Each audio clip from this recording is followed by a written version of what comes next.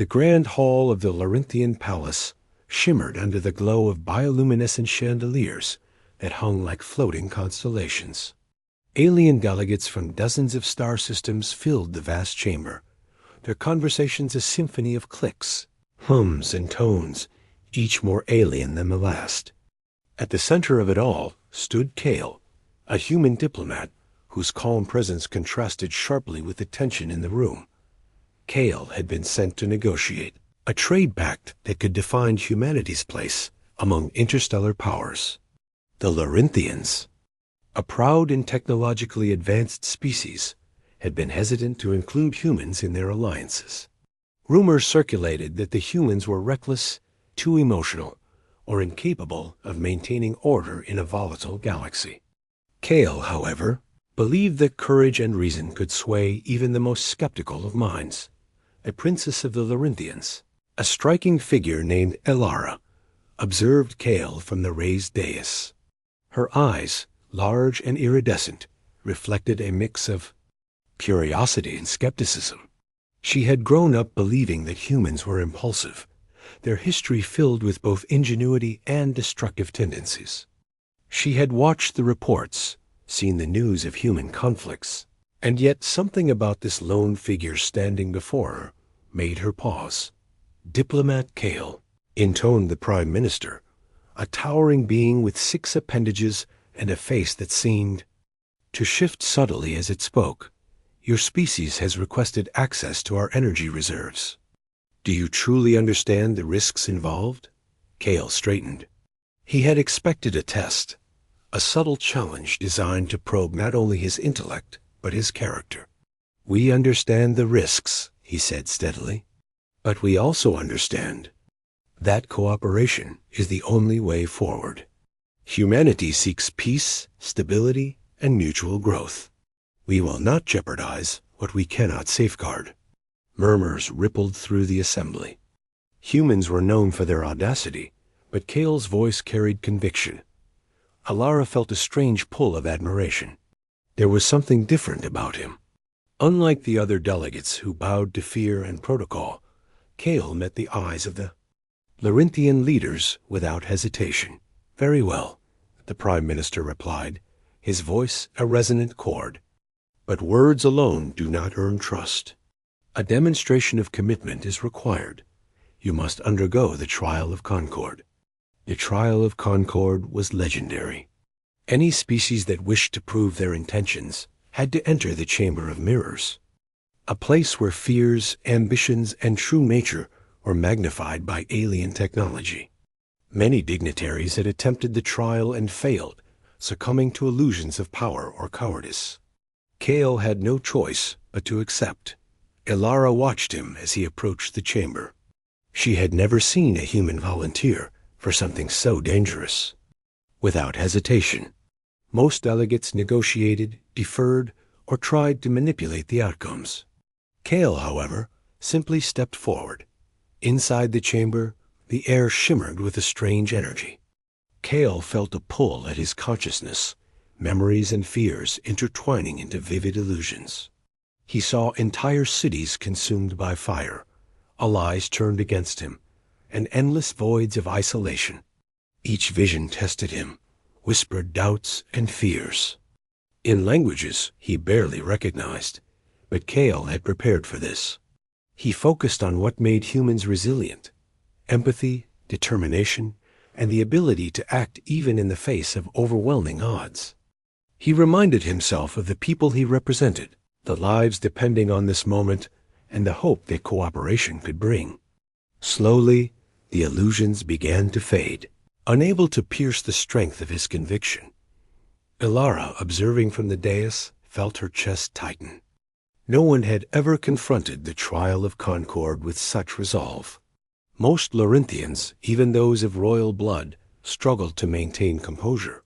Yet this human stood firm, unshaken by visions that could unmake the bravest of beings. Hours passed, though it felt like minutes in the distorted flow of the chamber. When Kale finally emerged, his expression was calm but resolute. The assembly fell silent, unsure how to respond. The Prime Minister inclined his head. "Human Kale," he said, "you have endured what few can. Your courage and clarity are undeniable. The Larinthians acknowledge your intentions and welcome your species as an equal partner." A ripple of astonishment swept through the hall. Elara stepped forward, her eyes wide. I did not expect this," she admitted softly, her voice carrying across the chamber. "Humans, I always believed you acted without thought. Yet you faced your fears and remained steadfast." Kale offered a modest smile. "Courage is not the absence of fear," he said. "It is the decision to act despite it." Elara found herself intrigued by more than his words. There was an elegance in his composure, a balance between humility and strength that transcended the biases she had been taught. She wanted to understand him, to see the mind that could confront such challenges without faltering. In the days that followed, Kale and Elara spent long hours together, discussing politics, philosophy, and the vast expanse of the galaxy. Kale shared humanity's struggles and triumphs, its failures and its moments of extraordinary collaboration. Elara, in turn, described the history of her people, their values, and their fears of external threats. What began as cautious diplomacy grew into genuine curiosity and respect. Kale admired the Larinthian sense of honor and discipline, while Elara was captivated by the human capacity for hope and adaptability. One evening, they walked along the palace's skywalk, suspended high above the city, where the twin moons cast silver reflections across the buildings below. Elara broke the silence.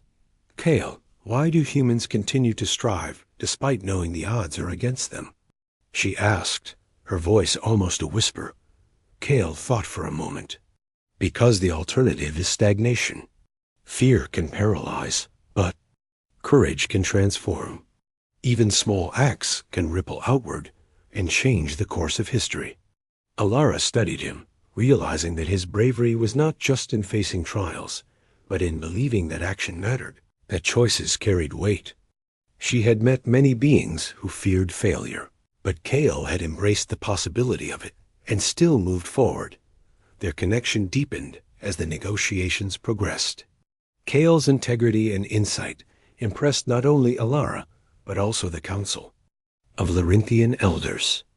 Agreements that had once seemed impossible became feasible as Kale proposed solutions that balanced human ingenuity with Larinthian precision. Finally, the day arrived when the trade pact was to be signed.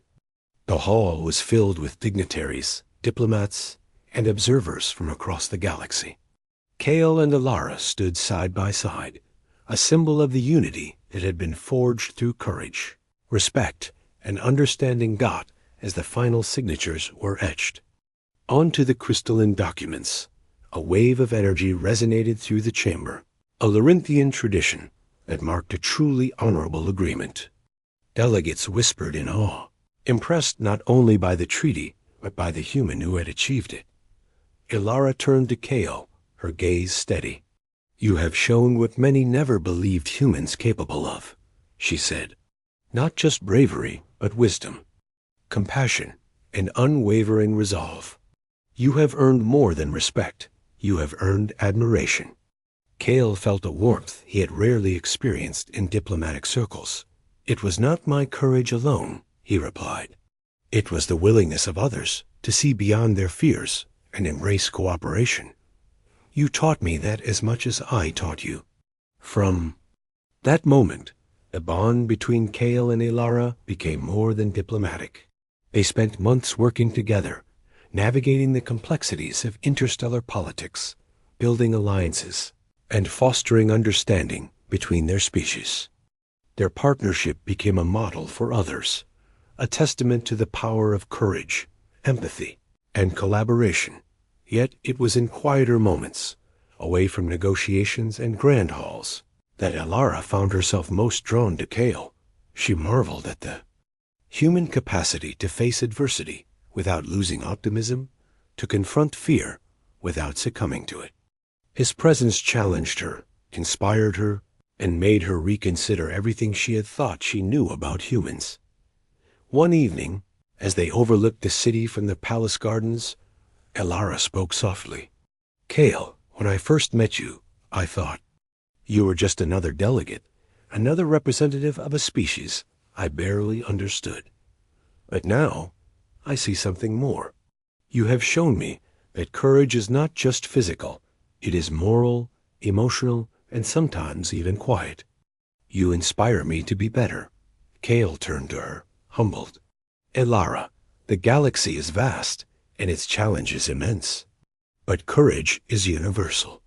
It exists in every being willing to act with integrity, to face fear, and to protect what matters.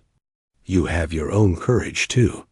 You have guided your people with wisdom and heart, and I am grateful to witness it." A gentle silence fell between them, filled not with words, but with mutual understanding. In that moment, Elara realized that admiration had blossomed into something deeper.